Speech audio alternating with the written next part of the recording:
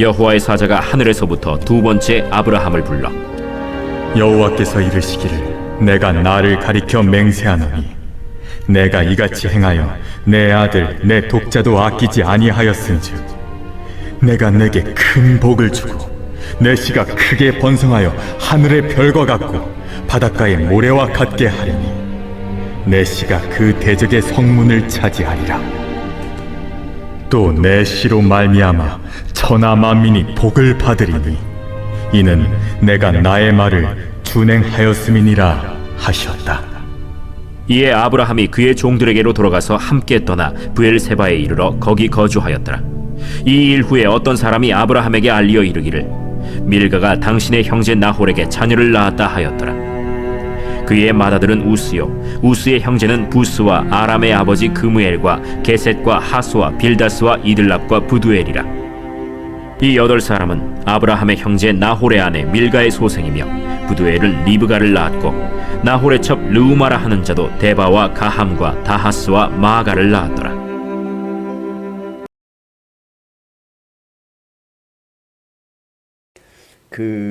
제가 어느 글을 보다가 이렇게 본 거예요.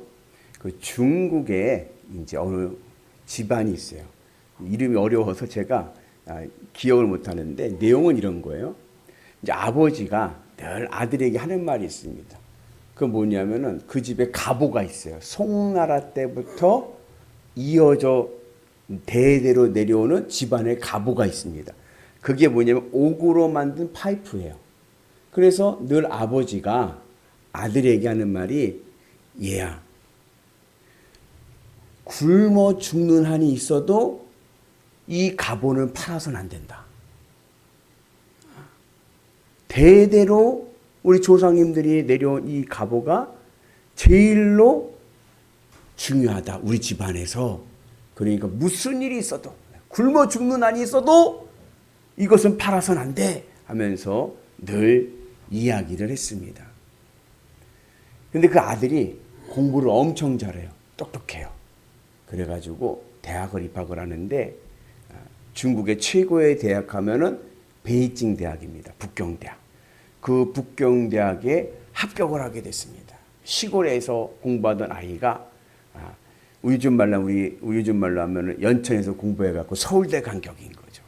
그런 식으로 해서 베이징 대학에 합격을 했는데 문제는 학비가 없는 거예요.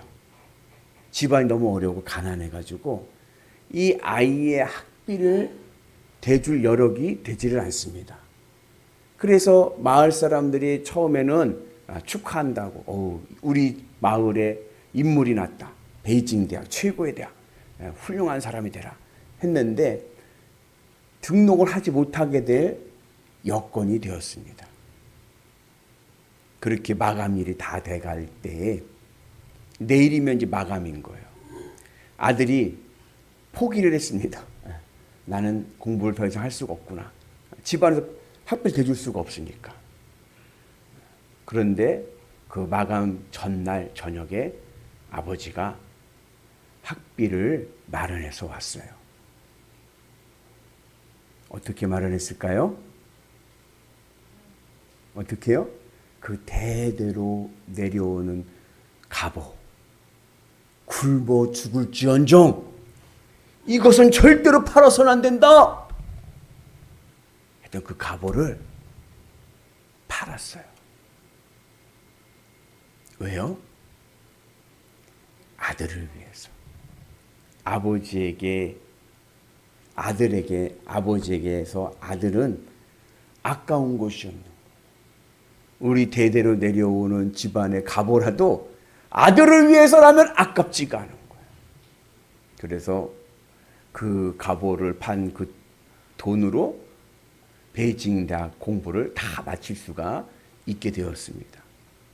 그 아들이 나중에 열심히 공부하고 열심히 일을 해 직장 다니고 열심히 다 해가지고 나중에 중국의 대기업 사장 자리까지 올라갔고 나중에 아버지 팔순잔치 때 아들이 아버지에게 큰 선물합니다. 아버지가 아들이 선물한 상자를 열어봤더니 거기에 옥파이프가 다시 들어와 있다는 거예요. 아들은 아버지의 그 마음을 알고 열심을 다해가지고 다시 그것을 찾아왔죠.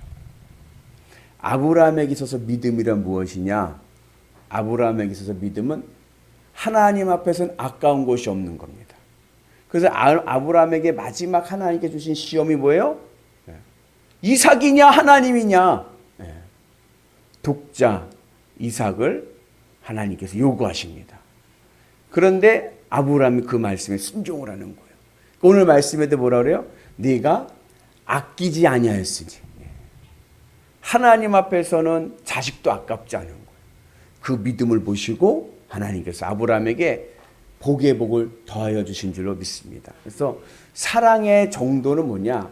그것이 바로 내가 얼마나 그 사람을 위해서 무엇을 해주느냐. 아깝지가 않은 거예요.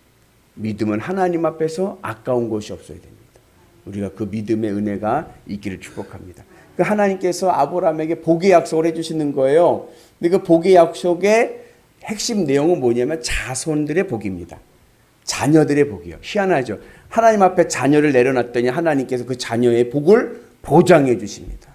그리고 그곳에서 아브라함이 우리 앞에 지난주에 봤듯이 여호와 이레 하나님께서 예비하셨다 하셔서 하나님의 은혜를 고백하게 되고 오늘 그 여호와 이레의 첫 번째 증거가 나타납니다. 그것이 뭐냐면은 뜬금없이 아브라함의 동생 나홀의 족보를 이야기해 주는 거예요. 그 20절에 보면 우연히 나홀에 대한 이야기를 듣게 되는 거예요. 나홀의 집안 이야기를 듣게 됩니다. 근데 나홀이 누구냐면 아브라함의 동생입니다. 아브라함은 삼형제입니다. 아브라함이 제일 큰 형이고 둘째가 나홀이고 셋째가 함입니다. 근데 함은 일찍 죽었어요. 그 함을 통해서 낳은 아들이 누구냐면은 롯이에요. 그 롯 조카를 아브라함이 자녀 삼아서 키웠죠. 키워서 분가해가지고 우리가 봤지 않습니까? 그래서 모압과 암몬의 조상이 되었고, 그리고 이 나홀은 그 고향에서 산 거예요. 갈대아 우르라는 곳에서 그 고향 땅에서 살았습니다. 그런데 그 나홀의 가문의 이야기를 들으면서 누구까지 이야기를 해요? 리브가의 이야기가 나오는 거예요. 이 리브가가 나중에 누가 돼요? 이게 이삭의 부인이 됩니다. 그래서 아브라함은 전혀 생각을 하지 못했어. 지금 모리아산에서 이삭이 번제물로 바칠 때 이삭의 나이가 15살 정도 됐거든요. 그 15살 이 청소년이 아들을 보면서 아직 아버지는 자녀 결혼 후손 이거 생각을 못하고 있을 때 하나님께서 자손에 대한 약속을 해주시고 그리고 이스라엘에 대한 약속을 해주시면서 하나님은 벌써 진행하고 있음을 보여주고 있습니다. 나중에 이 리브가가 이삭과 함께 결혼을 해서 이스라엘의 12 족속의 조상이 되는 은혜가 있는 줄로 믿습니다. 그래서 우리가 주님의 은혜 안에서 믿음의 길을 가게 되면 하나님께서 우리를 예비하신 길로 우리가 복된 길로 가게 될 줄로 믿습니다. 하나님의 예비하심이 있다는 것은 뭐냐면 하나님의 밑그림이 있어요. 밑그림. 여호와 이레. 하나님께서 나를 위해 계획하신 밑그림이 있습니다. 청사진이 있어요. 그 밑그림을 누가 채워가요? 내가 채워가는 거예요. 그래서 하나님의 예비하심과 운명론은 다릅니다. 사주팔자 아시죠? 사주팔자 운명론은 뭐예요? 결정된 거예요. 결정. 내가 이러든지 저러든지 좋든지 싫든지 정해졌다. 이게 운명론인 거예요. 그러나 우리는 운명론이 아닙니다. 우리는 하나님의 뜻을 이루어간다는 이야기는 하나님이 나를 위해서 예비하신 그 밑그림 청사진을 내가 채워가는 거예요. 그럴 때 내 삶이 가장 행복하고 건강하고 그리고 복될 줄로 믿습니다. 그래서 내가 하나님 나를 향해서 그려놓으신 밑그림이 있는데 그 밑그림을 내가 그리고 채워가지 않고 내 마음대로 그 위에다가 막 그려놓으면은 엉망진창이 되고 말고 나중에 인생이 피곤해지고 마는 거예요. 진정한 행복은 어디에 있느냐? 진정한 행복은 이 땅에서 많이 쌓았다고 해서 행복한 게 아닌 거예요.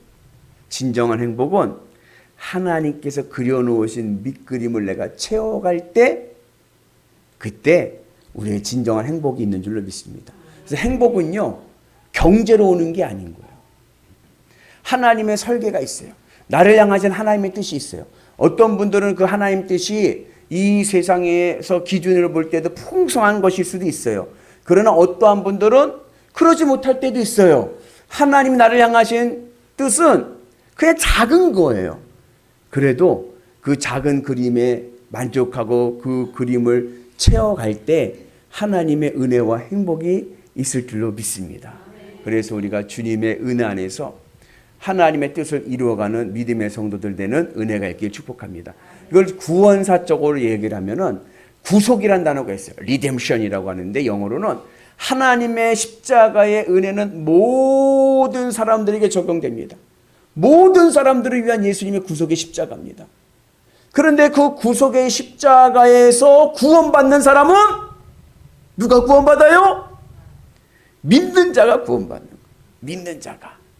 그죠? 믿음으로 응답한 자가 구원받습니다. 그걸 그 셀리베이션 구원이라고 하는 거예요.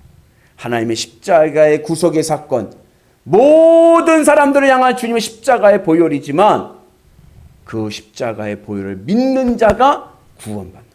하나님께서 모든 사람들에게 하나님의 밑그림을 그려놓으셨습니다. 그 밑그림을 채워가는 자가 행복하고 건강하고 그리고 복된 길로 가게 될 줄로 믿습니다. 네, 그러지 않고 그냥 아유 마음에 안 들어요. 나는 내 길 갈 거예요. 하고서는 내가 그 위에다가 막 그려놓고 막 그냥 내 마음대로 색칠해버리면 낙서받게 되지 않는 거예요. 우리가 주님의 은혜 안에서 하나님의 예비하심을 믿고 나가는 은혜가 있기를 축복합니다. 그래서 오늘 말씀에서 중요한 신앙적인 교훈은 우리가 아직 생각하지 못했을 때 미처 내가 계획하지 못했지만 하나님은 이미 나를 향해 계획하신 뜻이 있고 그것을 예비하고 있음을 우리가 기억해야 될 줄로 믿습니다. 어떻게 그 밑기름을 채워갑니까? 믿음으로 가는 거예요. 믿음으로 주님의 말씀에 따라 순종하면서 내 삶의 자리를 지켜가는 겁니다. 그러면 하나님께서 내 삶의 자리에 아름다운 작품 되게 하실 줄로 믿습니다. 행복의 은혜가 있을 줄로 믿습니다. 그래서 우리 모두가 주님의 은혜 안에서 하나님의 예비하심 속으로 하나님의 영광 안에서 복의 복을 누리시는 위대한 성도들 되시기를 주의 이름으로 축복합니다. 그러기에 중요한 믿음이 뭐예요? 하나님 앞에서는 아까운 것이 없어야 돼요. 그리고 믿고 나가는 거예요. 그러면 하나님께서 내 삶과 우리의 자녀들도 지켜주실 줄로 믿습니다.